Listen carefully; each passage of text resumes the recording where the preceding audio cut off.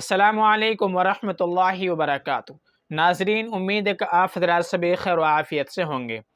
میں آپ حضرات کے سامنے روزے کے بارے میں چند ایسے مسئلے بیان کرنے والا ہوں جن سے روزہ نہیں ٹوٹتا ہے۔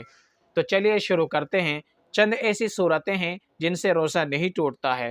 ان میں سے پہلی صورت یہ ہے کہ بھول کر کھا لینے سے یا کچھ پی لینے سے ان سے روزہ نہیں ٹوٹتا ہے۔ دوسری صورت یہ ہے کہ بغیر اختیار گرد و غبار کا حلق کے اندر چلے جانا، اس سے بھی روزہ نہیں ٹوٹتا ہے۔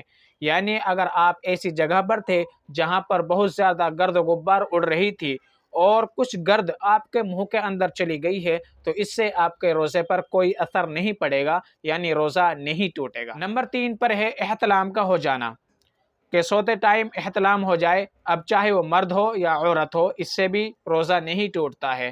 نمبر 4 پر آتا ہے قے، یعنی الٹی کا ہو جانا، اس سے بھی روزہ نہیں ٹوٹتا ہے۔ لیکن اگر آپ نے جان بوجھ کر الٹی کی ہے تو اس سے اب روزہ ٹوٹ جائے گا، کیونکہ آپ نے اس کو جان بوجھ کر کیا ہے۔ نمبر 5 پر آتا ہے انجیکشن لگوانا، یعنی ایسا انجیکشن لگوانا جن کی دوا پیٹ کے اندر جاتی ہے، اس سے روزہ ٹوٹ جائے گا۔ لیکن اگر کوئی شخص ایسا انجیکشن لگواتا ہے جس کی دوا پیٹ کے اندر نہیں جاتی ہے تو اس سے اس کا روزہ نہیں ٹوٹے گا، ٹھیک ہے۔